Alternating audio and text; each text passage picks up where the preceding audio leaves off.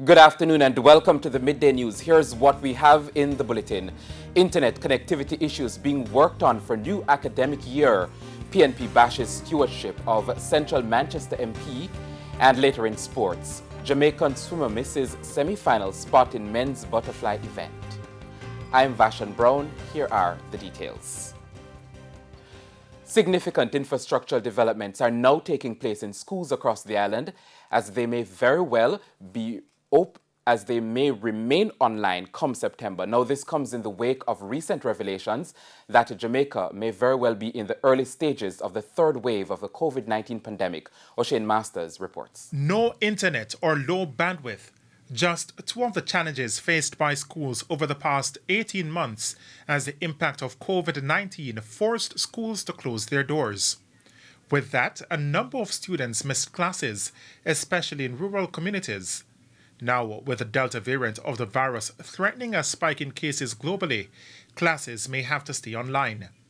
The government was hopeful that come September, face-to-face classes could resume. Speaking to our St. James correspondent on Sunday, Education Minister Fayval Williams said measures have been taken to improve internet connectivity for the upcoming school year. We've spent some time to gather data from all our schools, to map them, to see if they're close to the government fiber network, if they're, what are they close to? And so now we have described for each of our schools in Jamaica the minimum bandwidth that they have to have. And we are working to ensure that that happens for the coming school year. She says this is a pertinent step in the teaching and learning process. It is even more important as the more transmissible variant of the respiratory illness is now a threat globally. Director General of the WHO, Dr. Tedros Ghebreyesus, gave this update on the virus recently. We are experiencing a worsening public health emergency that further threatens lives, livelihoods, and a sound global economic recovery. The world is watching in real time as the COVID-19 virus continues to change and become more transmissible. The Education Minister says her ministry is now planning for any eventuality. This in light of an increase in the daily positive COVID case numbers, with over 100 cases per day. Hospitalizations have also started to increase. We would have been having a series of meetings with all our regions back to school, believe it or not. In July, we've been having meetings around back to school. We don't know what September is going to be like, given the pandemic. All we can do as a ministry is to prepare for any eventuality. O'Shane Masters, TV. Meanwhile, 105 new COVID-19 cases were recorded in the last 24 hours from 480 tests. The country's case count now stands at 52,089. This brings the positivity rate to 18.1%. 2 new deaths were recorded, pushing the death toll to 1,178. Meanwhile, 147 people have been hospitalized with a respiratory illness. 16 are critically ill. There are 3,686 active cases of COVID-19 in Jamaica. Head of the Constabulary Communications Unit, Senior Superintendent Stephanie Lindsay, is this afternoon insisting that police officers assigned to the Zone of Special Operations, ZOSO, in St. James are not homeless. The Sunday Gleaner reported that some 50 policemen assigned to the zone in Mount Salem were scampering to find accommodation after the Jamaica Constabulary Force reportedly ordered them out of the Teamwork Retreat Center in the parish, where they were being housed for years. Speaking on the morning agenda on Power 106 this morning, SSP Lindsay sought to explain what happened. In May, senior officers went down to St. James, met with the persons who were at that location, explained to them that the contract period will come to an end in July. There have been complaints that the cops were not given adequate time to find new accommodations, but SSP Lindsay says that's not so. How very short notice May to July is. However, if those officers had challenges in finding accommodation, there are processes, there are channels for which to have those matters addressed. Meanwhile, SSP Lindsay adds that measures are in place to address the situation affecting the police personnel serving in the ZOSO in Montego Bay. Those officers who can't find immediate accommodation just need to have discussion with the commanding officer. There are some officers, and accommodation are being made available at station barracks for them until they find places on their own. So anyone who finds themselves in a position that they're going to have to live among criminals, that's an individual that needs to speak to the commanding officer. The United Nations International Children's Emergency Fund, UNICEF, is renewing its call for a ban on corporal punishment. Child specialist Dr. Rebecca Tortello described the most recent incident involving a 4-year-old boy who died following a lashing from his stepfather for allegedly eating too slowly as saddening. Under the Early Childhood Act, children under the age of 6 should not be subjected to corporal punishment. But Dr. Tortello says a 2011 study shows that children between the ages of 2 and 4 are more violently punished. Easily understood. And so how do you figure out what is going on with your child? And it's about, again, that's why I'm stressing the concept of communication, which is harder with younger children. But sometimes one of the most important things we can do as a parent is to step back from the situation and try and calm ourselves down first. Yeah. What is really happening with us? She says there are other ways to discipline a child without violent arguing, that some of the punishment being meted out to children would be equivalent to assault if it were against an adult. The child specialist says keeping the discussion alive is vital to beating the centuries-old cultural practice of out of the population and pushes for a legislative change for a total ban on corporal punishment. A complex issue, and I think it's going to take time in Jamaica. I think that the seeds are being sown, and the more voices that can join this call to move towards a ban in all situations, at school and at home. Not to criminalize parents, but to give parents other strategies to use in their homes and teach their children that these are strategies they can use when they also become parents. Now, she was speaking this morning on TVJ's Smile Jamaica. The Ministry of Transport is seemingly being thrown under the bus for the lack of transparency on Uber and its operations in Jamaica. Opposition spokesman on transport, Michael Phillips, says the government needs to speed up the regulations on the 3-year-old Road Traffic Act before inviting foreign investors into the market. Uber's slogan is evolving the way the world moves, but according to opposition spokesman on transport, Michael Phillips, the ride-sharing company's entry into the Jamaican market is way ahead of local laws. Mr. Phillips says Uber's model poses a challenge to the current road traffic laws. Moreover, he says following its passage in 2018, there have yet to be regulations under the Act. Since Uber is neither a person nor a building, the Minister of Transport, the Transport Authority, and the Island Traffic Authority apparently believe it is out of regulatory reach. The service is now growing locally without any oversight or requirements that all other service providers must satisfy. It seems a hullabaloo a few weeks ago in the industry, and the government's response was a 9-day wonder. And the issue has died a natural death. In addition to concerns that Uber will put taxi operators out of business, it is believed that Uber's workers will likely add to traffic congestion in some areas. Safety and security is also another issue, with multiple reports of passengers allegedly being sexually harassed or even raped by drivers in other jurisdictions. And while the app does have a registration of all its drivers, there have reportedly been security breaches. Almost 6,000 reports of sexual assaults were received by Uber in 2017 and 2018 in the United States.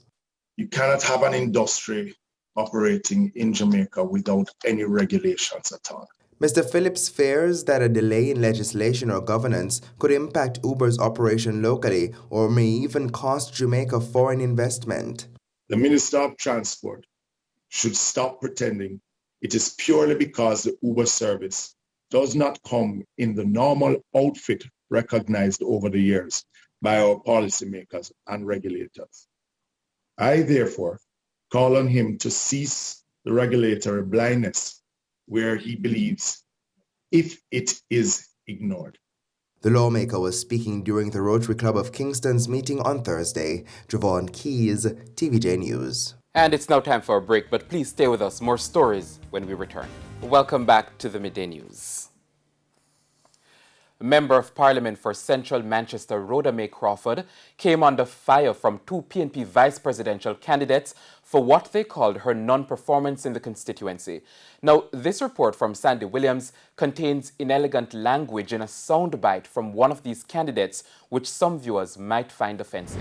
Old time people used to say, you see some of them, they come in like bamboo fire.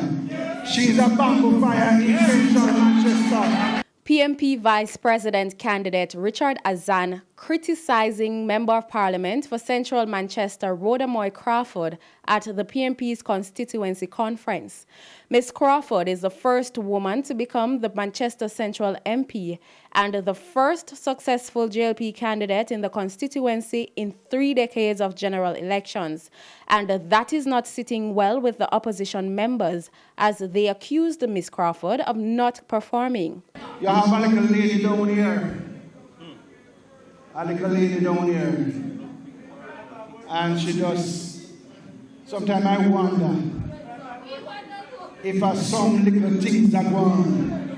But she look like something not right up there. So.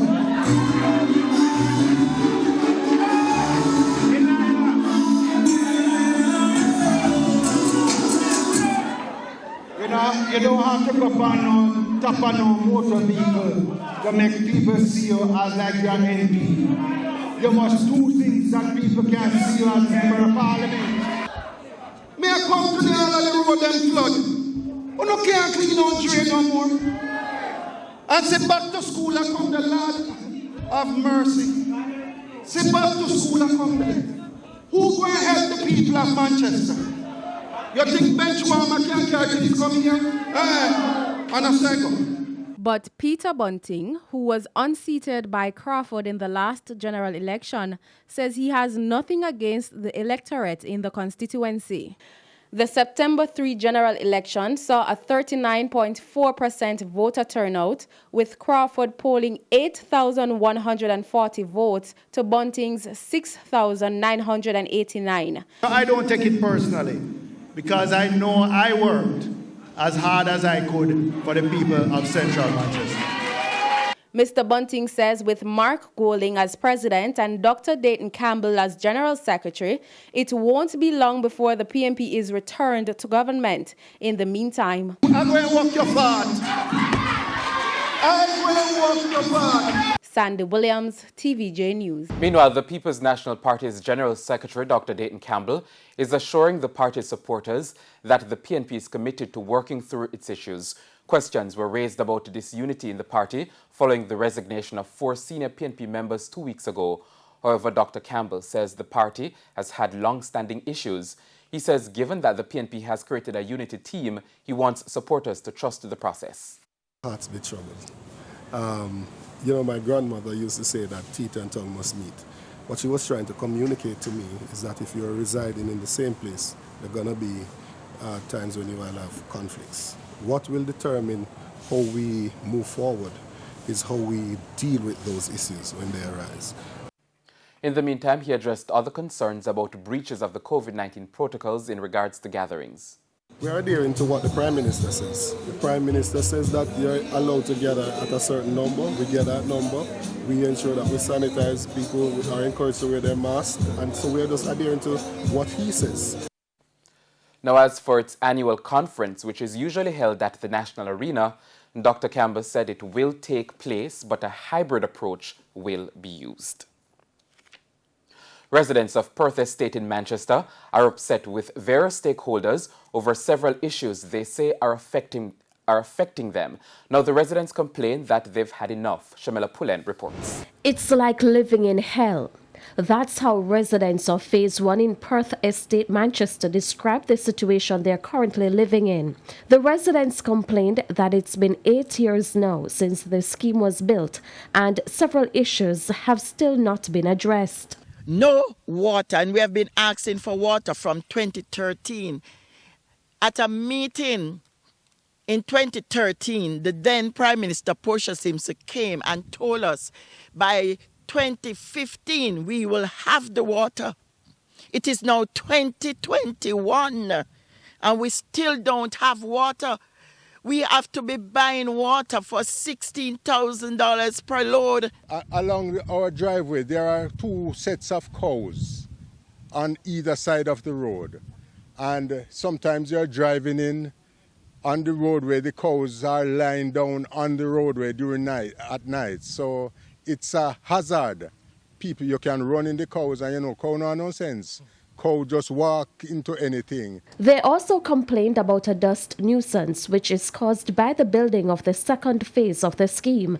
It's making them sick. When they are digging up the road, the dust are affecting us. Because I have a neighbor who, when I go to her, she lives closer to the construction of the new scheme than myself. And when I go to her home, and when I look on her furniture in her house, it's full of dust. And when you look in the sky, you can see the dust moving across. We want that to be addressed. President of the Perth Citizens Association, Petula Jarrett, showed us correspondence between the association and various agencies outlining the residents' concerns for them to be addressed once and for all. But to date, nothing. We have been sent to Parish Council by NHT. Parish Council sent us back to NHT, and we have been sent all over the place. It's send the fool a little further. We're really tired of it now. So we want to put this issue forth to the public because it is full time that we are given the things that we were promised. Shamela Pullen, TVJ News. A 21-year-old male yesterday drowned at the Rio Grande River in Portland. He's been identified as Kareem Cole of a Red Hill St. Andrew address. It's understood that he was part of a group of persons who were swimming in the Rio Grande. When he got into difficulties, he was pulled from the river. Efforts to try and resuscitate him proved futile. He was taken to the Port Antonio Hospital where he was pronounced dead.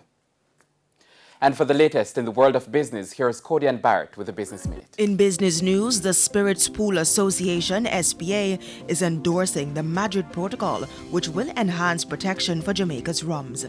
The association says the protocol will allow Jamaican authorities to request recalls of products that are using the Jamaican rum designation illicitly to market rum which has not been produced in Jamaica according to the established rules.